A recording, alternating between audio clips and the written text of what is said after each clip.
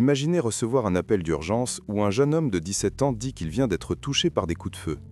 Ce à quoi personne ne s'attendait, c'était de découvrir que celle qui avait appuyé sur la gâchette était sa propre grand-mère, Sandra Lane. L'affaire s'est produite dans une résidence tranquille de West Bloomfield Township, Michigan, et a révélé de sombres secrets de famille qui ont laissé la communauté sous le choc. Une histoire pleine de rebondissements qui va bien au-delà des apparences. Restez jusqu'à la fin, car chaque détail est essentiel pour comprendre ce mystère troublant. Avant de continuer, si vous aimez les histoires vraies d'investigation, laissez votre like et abonnez-vous à la chaîne. Cela aide énormément et chaque semaine, il y a du nouveau contenu qui vous attend. Mai 2012. Une journée qui avait commencé comme n'importe laquelle, allait se terminer de façon absolument inattendue. Les autorités ont reçu un appel urgent provenant d'une maison qui semblait ordinaire de l'extérieur, mais qui cachait une dynamique familiale assez compliquée. Lorsque les patrouilles sont arrivées, la scène était dévastatrice. Jonathan Hoffman était étendu au sol, grièvement blessé, respirant encore, mais avec des signes vitaux extrêmement faibles. Il portait des vêtements simples d'intérieur et était entouré de beaucoup de sang. La personne responsable des coups de feu tenait encore l'arme lorsque les officiers sont entrés. Sandra Lane, 74 ans, s'est rendue immédiatement sans offrir de résistance. Ses premiers mots ont été un aveu direct de ce qu'elle venait de faire. Le jeune homme a été emmené d'urgence pour recevoir des soins médicaux, mais malheureusement, il n'a pas survécu à ses blessures. La résidence comptait 3 mureaux et il y avait des traces partout. Les enquêteurs ont trouvé 10 projectiles utilisés lors de cette confrontation. Quelques minutes après que tout se soit produit, Fred Lane, le grand-père du jeune homme, est rentré chez lui complètement surpris. Il était sorti peu de temps auparavant, seulement pour une promenade de routine avec l'animal de compagnie de la famille, répondant à une demande de Sandra. En revenant, il a trouvé sa vie complètement transformée. Son petit-fils était secouru et sa femme emmenée par les autorités. La famille de l'adolescent vivait en Arizona à cette période. Jennifer Hoffman, la mère de Jonathan, avait laissé son fils sous la garde de ses grands-parents pendant qu'il terminait ses études secondaires. La nouvelle lui est parvenue comme un choc impossible à assimiler. Il ne lui était jamais venu à l'esprit que quelque chose comme cela pourrait arriver au sein de sa propre famille. Après l'incident, Sandra a d'abord été évaluée médicalement en raison de son âge avancé. À l'hôpital, elle a informé les agents qu'elle n'avait subi aucune agression physique de la part de son petit-fils. Après avoir reçu l'autorisation médicale, elle a été conduite pour faire une déposition officielle. À ce moment, quelque chose a complètement changé. Elle a demandé la présence d'une représentation légale avant de continuer à parler. Avec l'avocat présent, sa version des faits a pris une autre direction. Le nouveau récit présenté incluait des éléments de protection personnelle. Sandra a affirmé qu'il y avait eu un désaccord qui avait évolué en confrontation physique. Selon elle, Jonathan aurait commencé l'agression, y compris avec des coups dans la région abdominale. Se sentant menacée, elle aurait pris l'arme comme mesure de protection. Sa défense argumentait qu'il s'agissait d'une réaction de quelqu'un qui craignait pour sa propre sécurité. Cependant, les examens médicaux contredisaient cette version. Sandra ne présentait aucun signe visible de lutte corporelle. Pas d'égratignure, pas de bleu, aucune preuve confirmant la violence physique subie. Son passage à l'hôpital avait eu un caractère uniquement d'observation émotionnelle, ce qui serait compréhensible après un événement aussi traumatisant. Mais physiquement, elle était intacte. 2 jours après l'incident, Sandra a été formellement accusée et sa liberté lui a été refusée. Les autorités et le système judiciaire ont fortement remis en question l'allégation de légitime défense. 74 ans et sans possibilité de répondre en liberté. Les responsables de l'enquête ont plongé dans les détails les plus profonds de la situation, analysant chaque aspect de la relation familiale. L'historique de Sandra ne suggérait pas une personne violente. Enseignante retraitée, sans antécédents criminels, elle effectuait du travail communautaire et s'occupait du petit-fils qui résidait avec elle. Elle ne semblait pas correspondre au profil typique de quelqu'un capable d'un tel acte. Mais comme dans toute tragédie complexe, il existe rarement une seule cause isolée. Généralement, ce sont de multiples facteurs qui convergent simultanément. Jennifer, fille de Sandra et mère de la victime, a révélé aux enquêteurs des aspects difficiles concernant la dynamique familiale.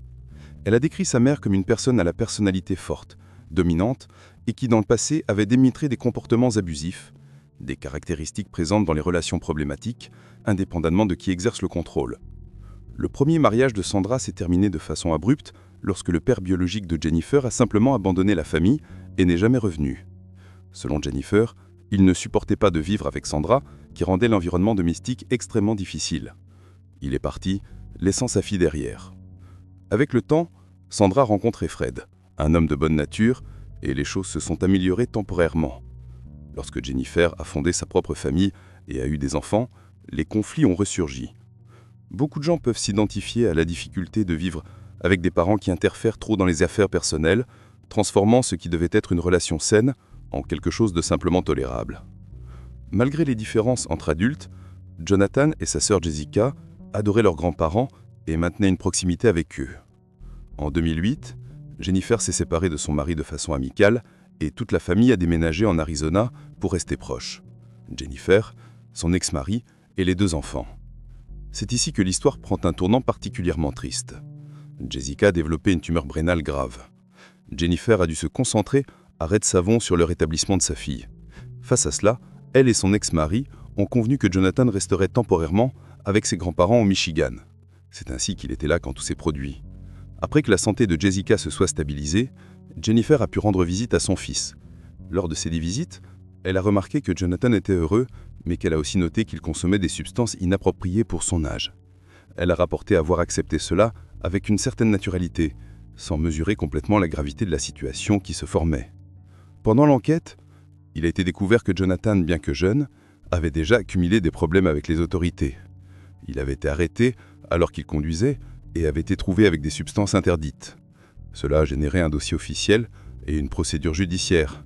Encore en liberté conditionnelle pour ce premier incident, il a été arrêté à nouveau, cette fois porteur d'un médicament contrôlé, nommé Adrénal, composé de sel d'amphétamine. Le profil de Jonathan se formait comme celui d'un adolescent à problème. Sandra l'a décrit comme quelqu'un qui avait de sérieux problèmes de contrôle émotionnel.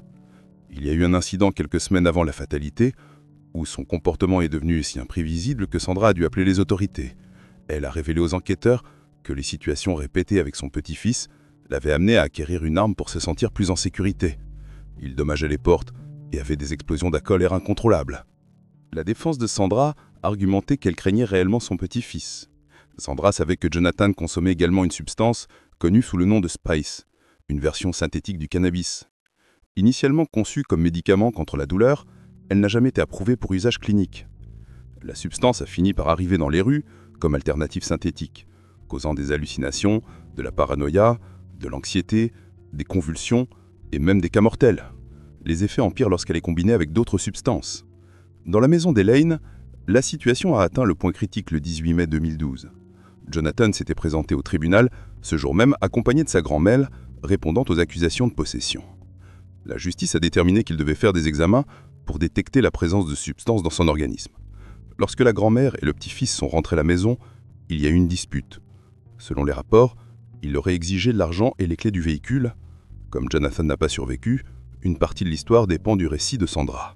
Elle était certainement extrêmement irritée de devoir gérer toute cette situation, impliquant le petit-fils qui suivait clairement un chemin destructeur. Il est facile d'imaginer comment les choses ont pu dégénérer. Peut-être que ses fréquentations étaient mauvaises, ses résultats scolaires mauvais et ses perspectives d'avenir de plus en plus lointaines.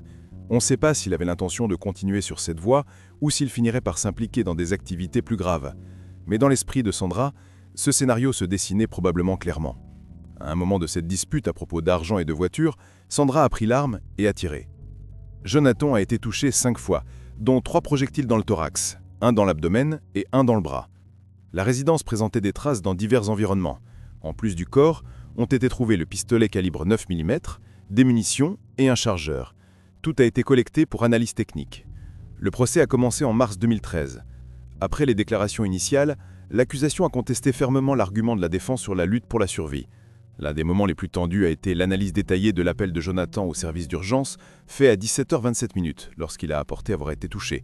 Presque 3 minutes plus tard, il a été touché à nouveau. Dans cet intervalle, l'opérateur a encore entendu Sandra dire qu'elle donnerait de l'eau à Jonathan et ensuite d'autres coups de feu ont été entendus. C'est-à-dire 3 minutes complètes pour que Sandra reconsidère ses actions avant de tirer à nouveau. La défense a argumenté que cela s'est produit parce que l'adolescent, même blessé, pouvait encore représenter une menace. Il est impossible de savoir exactement ce qui s'est passé dans cette fenêtre de temps entre le premier et le dernier coup de feu. C'est une situation surréaliste à imaginer. Elle tire plusieurs fois, il est blessé, mais réussit à appeler pour demander de l'aide. Il parle encore, elle mentionne donner de l'eau et 3 minutes plus tard, elle termine ce qu'elle a commencé. Sandra n'a arrêté que lorsque les munitions ont été épuisées. 1 mois après l'incident, l'autopsie a confirmé que Jonathan était décédé en raison des multiples blessures. Le rapport indiquait 8 perforations en considérant l'entrée et la sortie. L'examen toxicologique a apporté des informations importantes, en confirmant que Jonathan avait consommé du Spice K2. Cependant, la substance était présente uniquement dans l'urine, signifiant qu'il n'était pas sous effet actif à ce moment précis. Face à toutes les preuves, les procureurs ont accusé Sandra de port illégal d'armes lors d'un crime grave. Elle a également été inculpée de d'homicide ouvert, une catégorie qui combine le premier et le deuxième degré, permettant au jury de déterminer le degré approprié basé sur les preuves présentées. Une qualification intéressante qui permet de la flexibilité dans la décision finale. Le ministère public a souligné que Sandra ne présentait pas de signes de confrontation physique et que les instructions données à son mari pour sortir de la maison avec le chien démontraient une planification préalable. Cela caractériserait la préméditation, beaucoup plus grave qu'une réaction émotionnelle momentanée ou une défense légitime. Fred Lane a témoigné qu'il ignorait que sa femme possédait une arme, ce qui avait du sens puisqu'il s'agissait d'une acquisition récente. Lors de l'interrogatoire, Sandra a fait une déclaration marquante sur le moment critique. Elle a dit qu'elle avait pris l'arme parce qu'elle voulait simplement que Jonathan prête attention à ce qu'elle disait. Sandra n'avait pas peur. Elle essayait d'imposer son autorité ou d'intimider son petit-fils. Une forme assez particulière de communication. Finalement, Sandra Lane a été reconnue coupable d'homicide au deuxième degré. Elle a reçu une peine de 20 ans pour ce crime et 2 ans supplémentaires pour port illégal d'armes. Le jury n'a pas vu une dame âgée de 74 ans, il a simplement vu quelqu'un qui avait commis un crime grave. De cette sentence, elle a purgé environ 12 ans. Selon les registres du département correctionnel du Michigan, elle a été libérée en avril 2024. Récemment, bien que la raison spécifique de la libération anticipée n'ait pas été divulguée publiquement. Face à tout cela, il reste un sentiment complexe. Les jurés et le juge ont compris qu'il ne s'agissait pas de légitime défense. Pour la justice américaine, Sandra a planifié et exécuté ce qu'elle a fait. Jonathan ne se montrait pas comme un jeune exemplaire et elle, apparemment, a décidé de prendre une mesure drastique. Mais il y a beaucoup de zones d'ombre dans cette histoire. L'historique familial a pesé. Jennifer a décrit sa mère comme une personne difficile et contrôlante. Il devient donc compliqué d'évaluer toute version présentée par Sandra. Il y a ces détails curieux comme elle mentionnant de l'eau puis tirant à nouveau. Si Jonathan avait déjà été touché, théoriquement, il aurait une mobilité réduite. Il aurait fallu beaucoup de résistance physique pour se remettre d'une telle blessure. D'autre part, il y a le contexte de Jonathan. Un adolescent encore, utilisant des substances problématiques, avec des passages en police, répondant judiciairement. Ses fréquentations étaient discutables. Une situation explosive. Les parents étaient dans un autre état, gérant la maladie grave de leur fille, et ont jugé que laisser Jonathan avec les grands-parents était la meilleure décision à ce moment. Je ne dis pas que cela a causé le crime, mais il est important de mettre tous les éléments sur la table pour comprendre comment les événements se sont connectés. Comme je l'ai mentionné, rien ne semble aléatoire. Les pièces se sont assemblées progressivement jusqu'au résultat final. Était-ce un crime passionnel, une défense mal calculée ou quelque chose qui a dégénéré dans le feu de l'action ? Jonathan a peut-être répondu inappropriément et Sandra, avec son tempérament connu, a perdu le contrôle et a franchi la limite qui empêche les gens ordinaires de commettre des actes extrêmes. Ou était-ce vraiment prémédité, avec elle envoyant son mari dehors en pensant déjà ce qu'elle ferait ? Comment Jonathan a-t-il réussi à prendre le téléphone et appeler l'urgence ? Pourquoi a-t-elle attendu en observant ? Réfléchissez avec moi. Elle tire, il a réussi à téléphoner, il y a eu cet intervalle de 3 minutes. Si l'intention était vraiment de terminer ce qu'elle avait commencé, pourquoi n'a-t-elle pas empêché l'appel, pour ne pas créer de preuves contre elle-même ? Trop complexe. Si vous êtes arrivé jusqu'ici, merci beaucoup pour votre attention. Si vous n'êtes pas encore abonné, profitez et abonnez-vous maintenant. Laissez votre commentaire en racontant ce que vous avez pensé de cette affaire. Était-ce de la défense, de la préméditation, une perte de contrôle ? Et si vous avez des suggestions d'autres affaires à présenter ici, envoyez-les aussi car je lis tout. À la prochaine histoire.